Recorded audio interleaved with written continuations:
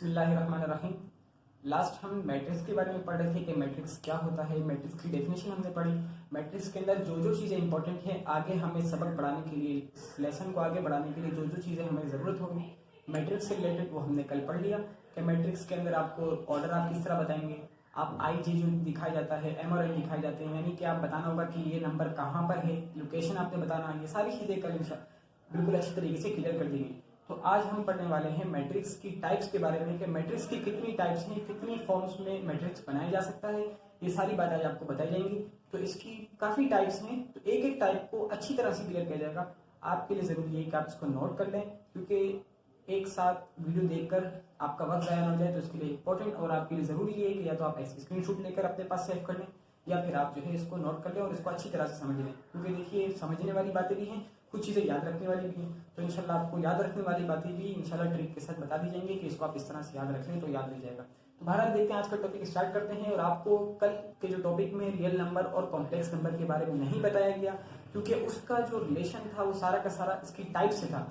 Type समझ लेंगे, types के बीच में रियल और कॉम्प्लेक्स नंबर की जरूरत पड़ेगी, तो वहां पर हम लिखेंगे भी कि रियल क्या है और कॉम्प्लेक्स क्या है। ठीक है, तो देखते रहिए आज का टॉपिक टाइप्स ऑफ मैट्रिसेस के बारे में। टॉपिक का नाम लिखते हैं, स्टार्ट करते हैं इसको बिस्मिल्लाह करके। दोबारा देखिए, टाइप्स ऑफ मैट्रिसेस आज का टॉपिक है, टाइप्स ऑफ मैट्रिसेस आज। ठीक, टाइप्स ऑफ मैट्रिसेस आ गया।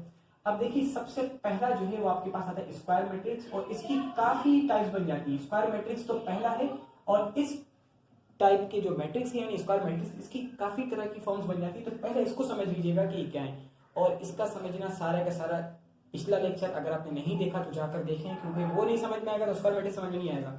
स्क्वायर मैट्रिक्स क्या है? स्क्वायर मैट्रिक्स का कहना यह है कि जब आपके पास एम, ठीक है ना, एम क्या है और एन, एम आपके पास क्या कहलाते हैं आपको मालूम होगा कि टोटल नंबर ऑफ रोज, ठीक है ना, M is equal to total number of rows. यहाँ पर लिख नहीं रहा, मैं आपको बता रहा हूँ कि एम का मतलब होता है टोटल नंबर ऑफ रोज, और एन, एन का मतलब होता है टोटल नंबर ऑफ कॉलम।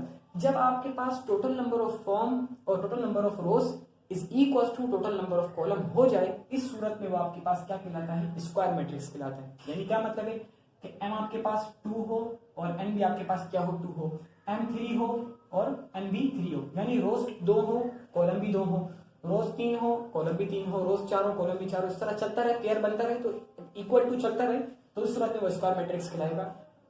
इसके अलावा किसी सूरत में वो स्क्वायर मैट्रिक्स नहीं कहलाएगा। इसकी काफी टाइप्स हैं, तो इसको आप याद रखेंगे तो आगे आपको इंशाल्लाह जरूर क्लियर हो जाएगा। तो मजीद आगे देखते हैं हम। देखिए अब आपके पास नेक्स्ट हम पढ़ते हैं डायगोनल मैट्रिक्स। आपको कल बताया भी था कि डायगोनल क्या होते हैं, अब आपको बताएंगे डायगोनल मैट्रिक्स क्या होता है। ठीक है ना, डायगोनल मैट्रिक्स, मैट्रिक्स तो वही है, तो इसी का नाम लिख देते हैं मैट्रिक्स। अब डायगोनल मैट्रिक्स क्या है इसको आप समझिएगा, ठीक है, इसको आप नोट कर लीजिएगा जो भी मैंने एड्रेस कर दिया। तो डायगोनल मैट्रिक्स क्या है? अब डायगोनल मैट्रिक्स को आप अच्छी तरह समझिए। देखिए आपको कल बताया था कि अगर आपके पास आई और जे, आई क्या होता है?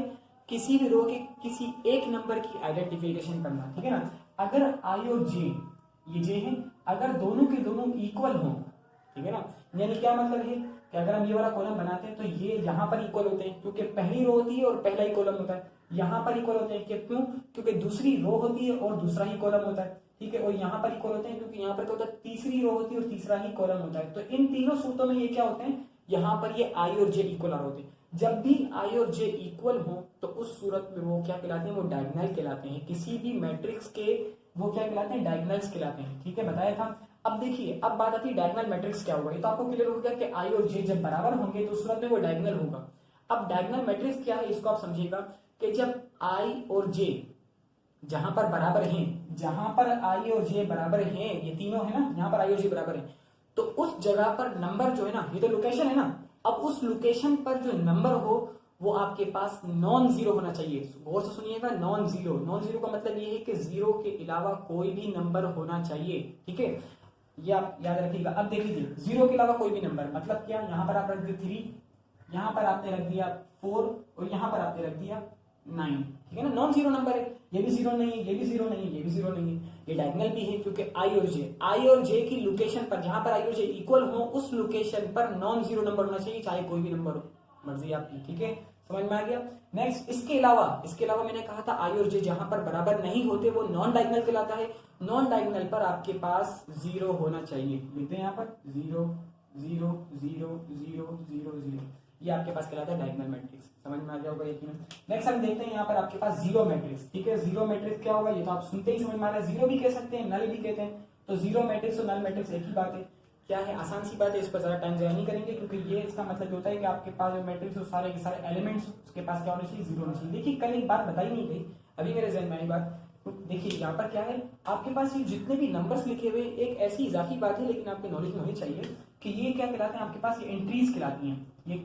ये जो नंबर होते हैं ना कोई भी, अब ये जीरो लिखा हुआ है यहाँ पर, लेकिन यहाँ पर कोई भी नंबर हो या जनरल बात आप करें तो आपके पास मैट्रिक्स के अंदर जो एलिमेंट्स लिखे हुए होते हैं, या तो वो एलिमेंट्स ऑफ मैट्रिक्स आप कह सकते हैं उसको, या आप उसको एंट्रीज कह सकते हैं, जो मैंने यहाँ पर आपके सामने लिख दिया। ये एक इजाफी बात थी जो कल नहीं बताएगी कल के लेक्चर में, तो आज इसको बता दीजिएगा। ठीक है, तो बहरहाल आप देखिए नेक्स्ट आप देख लेते हैं यहाँ पर स्केलर मैट्रिक्स। अब ये स्केलर मैट्रिक्स क्या होता है, थोड़ा बहुत से समझिएगा इसको। स्केलर मैट्रिक्स, अब स्केलर मैट्रिक्स को मैं आपको यहाँ पर बताऊं कि आपके पास मैट्रिक्स किसी भी फॉर्म में दिया हुआ है, समझिए कोई भी नंबर उसमें दिया हुआ है। देखिए आप समझ में आ रही बात, कोई भी नंबर दिया हुआ है, ठीक है ना। अब अगर आप जनरल की बात करते हैं तो वो क्या होता है, हम लिख लेते हैं यहाँ पर A1 AIJ, यहाँ सब में अंदर AIJ लिख दे, ठीक है ना आपकी, जैसे बार बार आपको जनरल फॉर्म में बताई जा रही है।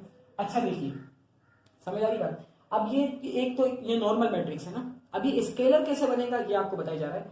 इसको आप मल्टीप्लाई कर दें किसी भी स्केलर पॉजिटिव नंबर से।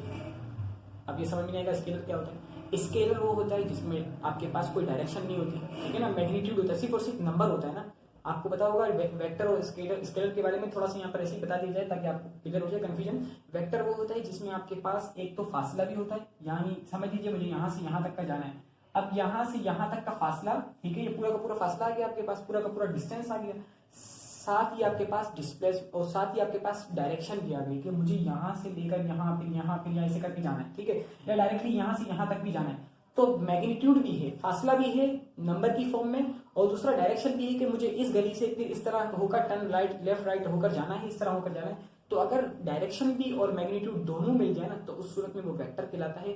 वरना मतलब ये है कि अगर सिर्फ और सिर्फ मैग्नीट्यूड हो, फासला पता हो कि यार मुझे यहाँ से लेकर इतना फासला मुझे तय करना है 20 किलोमीटर या फिर 10 किलोमीटर 2 किलोमीटर, खाली फासला आपको बता, डिस्टेंस अगर आपको बता दिया जाए तो उस सूरत में वो कहलाता है स्केलर। तो यहाँ पर आप ये याद रखिए कि मैग्नीट्यूड यानी किसी भी पॉजिटिव नंबर, स्केलर को साइड पे कर दे अगर कंफ्यूजन हो रही है तो आप स्केलर मैट्रिक्स उस वक्त बनेगा जब आपका नॉर्मल मैट्रिक्स हो, उसको आपने मल्टीप्लाई कर दिया किसी भी पॉजिटिव इंटीजर से। लेकिन देखिए किसी एक नंबर को नहीं, इसकी तमाम एंट्रीज को, सारी एंट्रीज को आप किससे मल्टीप्लाई करना होगा, आपने किसी भी पॉजिटिव इंटीजर से। इंटीजर का मतलब क्या होता है आप जानते हैं अच्छी तरह, ठीक है, तो आपने इससे मल्टीप्लाई कर देना होगा। उसको हम शो करते हैं नॉर्मली के से, ठीक है ना। स्केलर के लिए पॉजिटिव इंटीजर हम शो करते हैं के, ठीक है। आप टोटल सारी की सारी एंट्रीज को आपने क्या करना होगा, के से मल्टीप्लाई करना होगा, ठीक है। यहाँ पर मैं लिख देता हूँ बात, हर जगह पर आपने के से मल्टीप्लाई करना होगा। इस सूरत में ये क्या कहलाएगा, स्केलर मैट्रिक्स कहलाएगा। बहुत सारी टाइप्स हैं, आप देखते रहिए इसको लास्ट तक, इंशाल्लाह आपको जरूर फायदा होगा। क्योंकि ये देखिए ये जो सारी की सारी चीजें हैं, अब आगे जब हम इंशाल्लाह इसके जब क्वेश्चन करेंगे तो इसमें आपसे यही पूछा जाएगा कि आप बताइए कि इस तरह के आपको जो है मैट्रिक्स बनाकर दिखाइए। तो आपको जब जहन में होगा कि आपने पढ़ा क्या है तो आप फौरन उसके कोई भी नंबर सपोज करके बना लेंगे या जनरल फॉर्म में आप बना लेंगे मैट्रिक्स, ठीक है ना। तो ये आप अच्छी तरह याद रखिएगा और अच्छी तरह इसको लास्ट तक देखिएगा। देखिए आपके पास नेक्स्ट टाइप आती है अपर ट्रायंगुलर मैट्रिक्स, ठीक है, अपर ट्रायंगुलर मैट्रिक्स। और इस तरीके से अपर जब समझ लेंगे तो लोअर भी इंशाल्लाह क्लियर हो जाएगा कि अपर ट्रायंगुलर मैट्रिक्स है तो लोअर क्या होगा।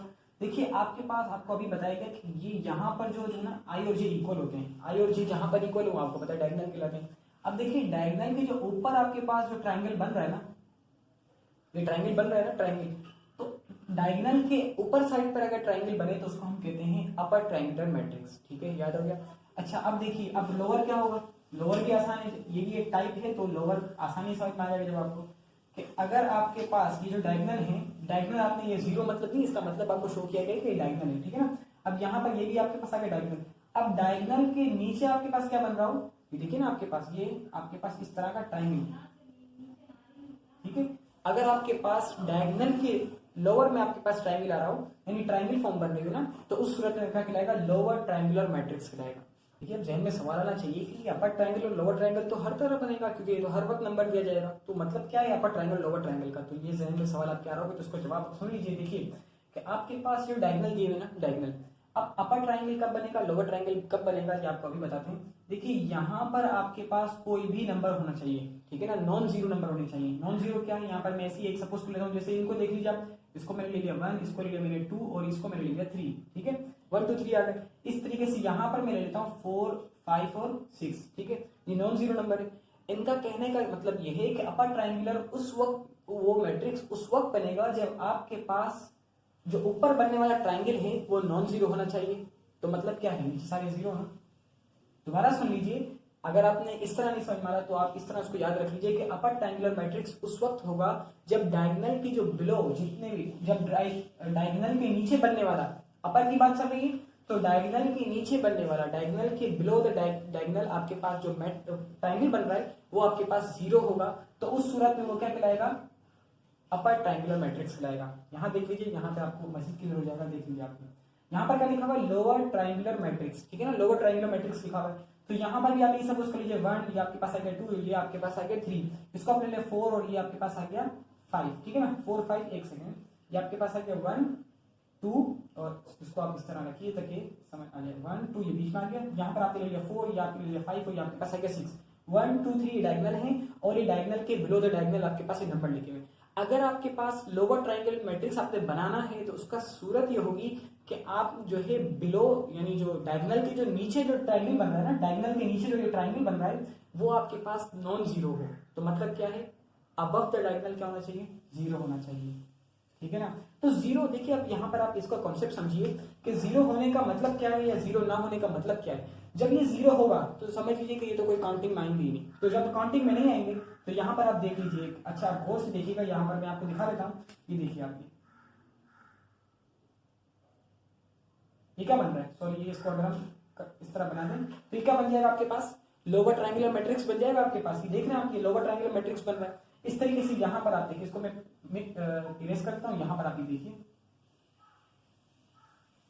ये क्या बन रहा है आपके पास, अपर ट्रायंगुलर मैट्रिक्स बन रहा है। तो इस तरह आप याद रख लीजिए कि जो आपके पास जिस तरह अभी जो मैट्रिक्स दिखाया जा रहा है ना, यानी जिस तरह आपको अपर और लोअर दिखाया जा रहा है, उसके अलावा जो नंबर आपके पास बच जाते हैं वो आपके पास जीरो हो। देख लीजिए, इसके अलावा जो बच रहे हैं वो जीरो रख दिया हमने, इसके अलावा जो बच रहे हैं उसको आपने जीरो रख दिया।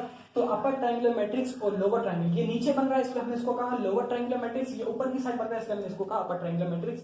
मजीद इसकी बहुत सारी टाइप्स हैं, तो इंशाल्लाह हम इसको नेक्स्ट वीडियो के अंदर पढ़ेंगे और फिर इसके बाद उसके आहिस्ते आहिस्ते रफ्ता रफ्ता इसके क्वेश्चंस करेंगे। तो देखते रहिए आप इन वीडियोस को और शेयर करते रहिए। बहुत बहुत शुक्रिया देखने के लिए आखिर तक, जज़ाकुमुल्लाह खैरा।